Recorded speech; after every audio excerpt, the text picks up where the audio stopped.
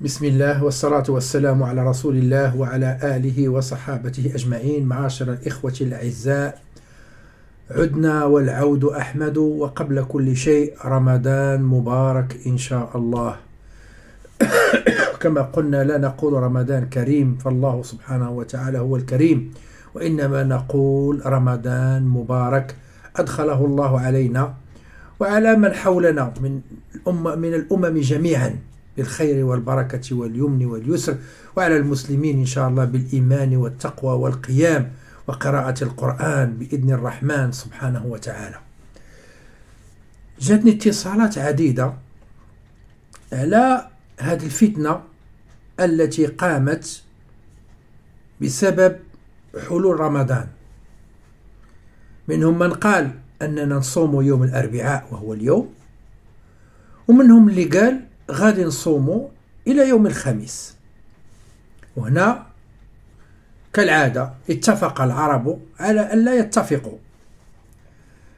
نبدأ بمسألة الأولية، كما قال الله سبحانه وتعالى: شهر رمضان الذي أنزل فيه القرآن هدى للناس وبينات من الهدى والفرقان فمن شهد منكم الشهر فليصمه.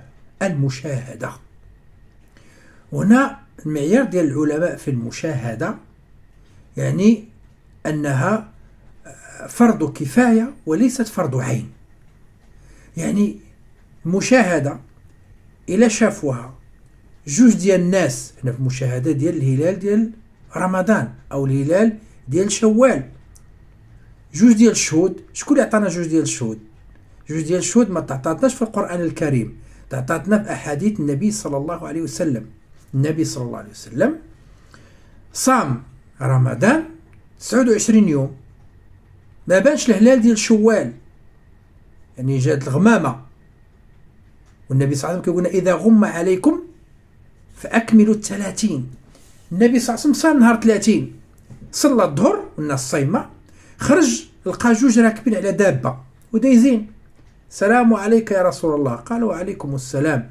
شافهم كياكلوا، قال لهم: ألا تصوما؟ واش نتوما ما صايمينش؟ قالوا: لا يا رسول الله، احنا البارح بتنا في القبيلة الفلانية، يعني جهة أخرى بعيدة، بتنا عندهم وشافوا الهلال فأفطرنا. فالنبي صلى الله عليه وسلم دخل المسجد وأعلن حتى الظهر، عاد أعلن أنه يوم عيد ديال المسلمين بشهادة عدلين رجلين. جوج ديال الناس شهدوا بنى عليهم النبي صلى الله عليه وسلم. هنا كيبقى عندنا السؤال: ملي كتعلن الدولة الأولى أنها شافته، والدولة الثانية والثالثة والرابعة والخامسة، ملي كنسمعوا البارح أن السعودية راه صايمة، وكنسمعوا بأن البحرين صايمة وقطر صايمة، وكنسمعوا بأن السودان صايمة وغير ذلك من الدول، هاد الناس كلهم كذابين؟ هاد الناس كلهم ما فيهمش جوج ديال العدول اللي بنى عليهم النبي صلى الله عليه وسلم باش يصوم أو يفطر؟ لا يعقل. والله سبحانه وتعالى يقول: فمن شهد منكم الشهر فليصم. مش المشاهدة حتى بسماع من شاهد أو من قال بوجود الهلال، هذا الأصل. دابا أنا غنمشي معكم دقة بدقة باش نفهموا هاد الخيلوطة اللي داروا لنا منين جابوها. إذن الأصل أن الدول الإسلامية كلها عبارة عن أرض الإسلام. كندوش على المسائل السياسية ما عندهاش علاقة بالأمور الدينية. تقول لي أنا مغربي ولا أنا جزائري ولا أنا تونسي ولا أنا سوداني. حنا فقه الأقليات، حنا في أوروبا ما كتبقاش ديك الاعتبارات ديال أنني في دولة إسلامية، الحكم يختلف. حنا في واحد البلاد اللي هي الأصل ديالها بلاد علمانية لايك. اش غادي نتبعوا؟ غنتبعوا أول بلد من الإسلام، ما كنبقاوش نرتبطوا بالبلد ديالنا. كتقولوا نتسناو بلادنا حتى تصوم، لا ما بقاش بلادنا، حنا خارجين بلادنا.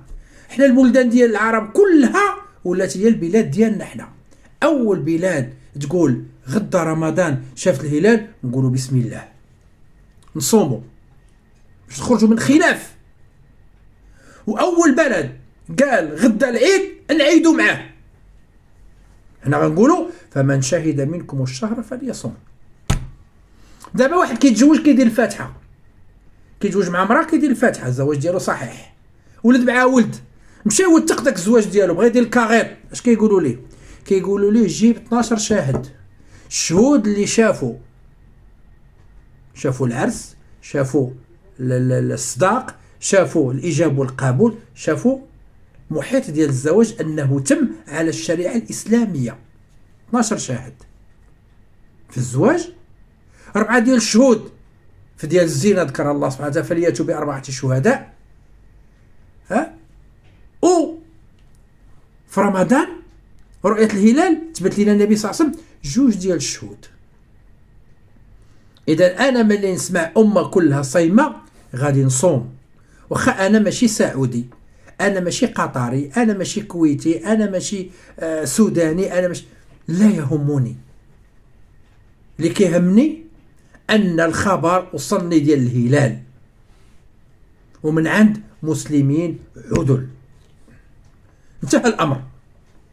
هذه القاعده مشينا عليها من 1984، ما بقيناش كنجبدوا هذا الموضوع، هذا مابقاش كيتجبد عندنا حنا اصلا، صافي شفناه شافوه لا يهمنا، اول واحد شاف نصوم معه.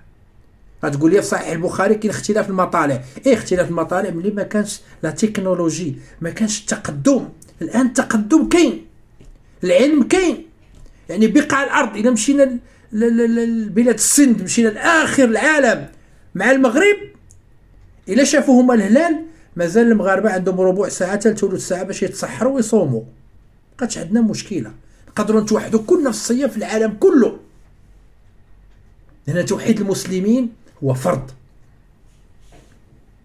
والفتنه نائمه لعن الله من ايقظها، لان كما قال الله سبحانه وتعالى الفتنه اشد من القتل. رجعوا الان لاوروبا اللي احنا عايشين فيها. بلجيكا دارت خطوه زوينه، جمعت الفرق كلها واتحدوا واتفقوا على يوم واحد للصيام، وهذا هو المفروض. المسلمين كلهم ديال دوله واحده صاموا في نهار واحد، هذا ما يجب. اجيو عندنا حنايا فرنسا، حنا في فرنسا عندنا مشكله. شنو هي المشكله؟ هو ان المسجد الكبير ديال السانكيام اللي كاين في باريس اعلن ان يوم الاربعاء هو اول يوم رمضان. علاش بنى على اولا الدول اللي هي صامت، ومنها ام القرى، منها السعوديه، واخا حنا ما كنبنيوش على السعوديه، حنا كنبنيو على اول دوله شافته. السعوديه ولا غير السعوديه نحن لا يهمنا، حنا ماشي في بلاد الاسلام، اول بلد صام فهو بلدنا. احنا كنا مسلمين ولا نعترف بالحدود، ما عندناش حدود في بقاع الاسلام. المسائل الدينيه ما كان نامنوا، تخلي المسائل السياسيه احنا ما نتكلموش عليها، احنا كنديروا المسائل الدينيه. اذا هاد الناس تبعوا اول دول صامت. عرنا الشطر الثاني. الشطر الثاني هو المجلس الاوروبي ديال الافتاء، وزيد عليه CFCM Conseil français du culte musulman.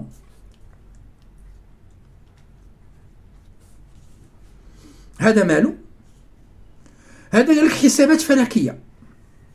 واخا سيدي حنا حسابات فلكيه مزيانه، نتمناو شي نهار العالم كله يتبع الحسابات الفلكيه، نتمناو منها تصدع، تولي هذا العام كتصوم، عارف العام الجاي ان شاء الله اش من ساعه غادي تصوم، واش من نهار غادي تصوم، واش من نهار غتعيد فيه. وممكن العلم تقدم، علم الفلك مضبوط 100%، ولكن المشكل اولا ما كاينش اتحاد. اتفق العرب الا يتفقوا، ما اتفقوش على الفلكيات، المساله الاولى ولو انها دقيقه. المساله الثانيه ان اللي تبعوا علم الفلك في هذا الباب حتى هما انقسموا لقسمين. غتقول لي كيفاش؟ مجلس الافتاء ديال امريكا وديال كندا صايمين اليوم الاربعاء، ومجلس الافتاء ديال اوروبا صايم الخميس. مالكم؟ اش بيكم عاوتاني؟ قال لك حقا لا، مجلس الافتاء ديال امريكا وكندا متبعين التقارير اللي درنا في 1978 أن الهلال فاش ما كان فين ما كان في الأرض، الكرة الأرضية بالماء ديالها بالبحر ديالها بكل شيء، فين ما بان منه جزء نصوموا. قال لك ولكن المؤتمر ديال 2016 اللي دار في تركيا ما عرفت كيفاش داروا ليه، قال لك لا حقا الا كانت الرؤيه ديال الهلال في البحر لا يؤخذ بها، خصها تكون في الارض. واش جاب السما للارض؟ يعني الا كانوا 3 ديال الناس ولا 4 كان باطوا في البحر وشافوا الهلال وعيطوا لنا وعلمونا، قال لك لا سيدي ما ناخذوش به، خاصهم يكونوا فوق الارض. ربي سبحانه وتعالى قال لك ظهر الفساد في البر والبحر بما كسبت ايدي الناس. هي هذه اش تكتف شي بحر ولا في شي ارض، الكره الارضيه كلها بمائها وارضها وجبالها. ويجي واحد اخر يقول لك لا سيدي كان فوق الجبل، لا ما ناخذوش به، خصو يكون في الوطا. شددوا فشدد الله عليهم. اذا قال لك هذوك شافوه في البحر صاموا، بقاو على الاتفاقيه ديال 1978. حنا في اوروبا لا تبعنا تركيا ودرنا الاجتماع 2016. اذا حنايا مادام شافوه في البحر ما يمكنش غادي يشوفوه في الشرق ديال امريكا وفي البحر وكذا، لا حنا خصو يشوفوه في الارض. باش نشوفوه في الارض خاصو الاربعاء بالليل عاد نشوفوه، مثلا عاد نصوموا يوم الخميس. بالله عليكم هاد الحسابات كلها كي غيدير فيها داك المسلم العادي مسكين باغي غير يصوم رمضان، باغي غير يصلي التراويح، مشى للجامع لقاه مسدود، عيطوا ليه قالوا سير الجامع الاخر راه محلول، عيطوا اللي سدوا الجامع الاولين تراد معاهم الحال، قالوا غيمشيو لنا الكليان، غادي يمشيو لنا من الجامع ولاو حلوا الجامع وداروا صلاه التراويح. الكليان غادي يمشيو لهم في هذا رمضان هذا غادي يبقاو يصليو في الجامع الاخر، وكمل انت من راسك. بالله عليكم أي رمضان، أي دين، أي وحدة المسلمين، إنه لأمر عجاب كما قال الله سبحانه وتعالى. إذن أقول وبالله التوفيق، هذه السنة ديال 2026 حقيقة رمضان بتوحيد المسلمين يكون يوم الأربعاء. اليوم صمناه الحمد لله، هو أول يوم في رمضان. واللي اتصلوا بيا قلت لهم ودي خطأ ما كنتوش عارفين وداوكم كما كنقولوا في الأخبار ديال الخميس ونعستوا وفقتوا وما سبتوش الأخبار.